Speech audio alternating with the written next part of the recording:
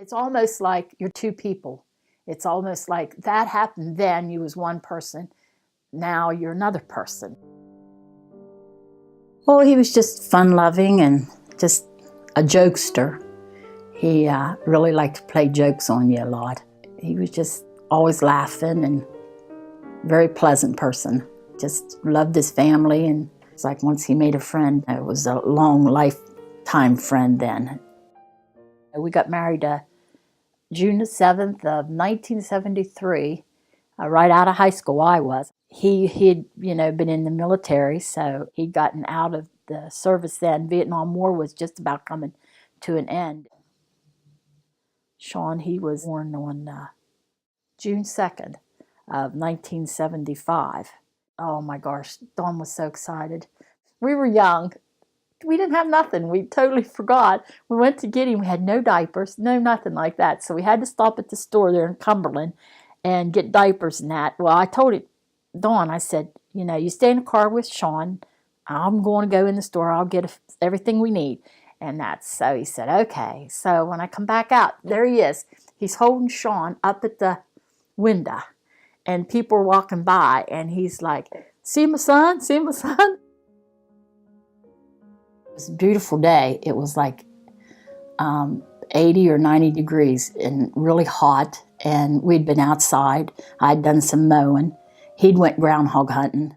And then he said he was going to leave and he would be back around 6. We'd go out for supper. And so I told him, make sure you get back here. Oh, yeah, he'd be back. And, he gave me a kiss and got in the car and he left. And my son was at his grandparents, so I went in and got a shower and was getting ready. And phone rang and it was his dad. And he just told me to get ready and that we were going to Uniontown Hospital, that they had called and said that Dawn was in the hospital and we needed to come, but not to hurry. We saw the car, and because there was no damage to the car, which I had thought he was in an accident all that time, and there was no damage, I still couldn't understand why he was in the hospital. I don't think I slept a wink. It was like all day long then. It was everybody coming in wanting to know, what had happened, and who'd done this, and then you had the week of waiting for the autopsy and so many unanswered questions. He was on his way from the Maryland border across the Yacht Dam going west on State Route 40. And somewhere prior to Glisson's, Mr. Wilt was shot and subsequently got into an accident on the side of the road. I mean, there's numerous people in here saying they watched these two cars pass them, and our victims hanging out the window with, it looked up here like a beer can, shaking it at the white Cordoba.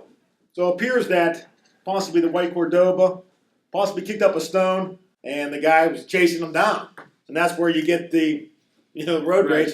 They exhaustively, it looks like years, they go through PennDOT, but they located every white Cordoba in basically the tri-state area. Between 95 and 97, there was a lead developed, and it's still the same lead, still the same suspect.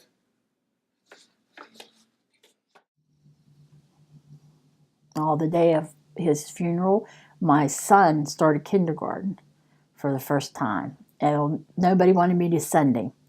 They were like, oh, you shouldn't send him to school. But, that was a big thing to him. He was going to school for the first time, So I decided to go ahead and send him. And then that evening we had to go to the funeral home. I had talked to him before that and told him, that his dad went to heaven, and he understood that. It's on my mind all the time. I don't think you ever forget it. Little things. It's like I look at my son, which looks nothing like his father, acts nothing like his father.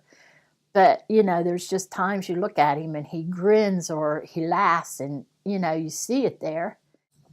And I often wonder, if things would have been different, how he would have turned out. And my husband now, he, raised him as a good man. And, so we don't question it too much, But I think about it. You do. You think of it all the time.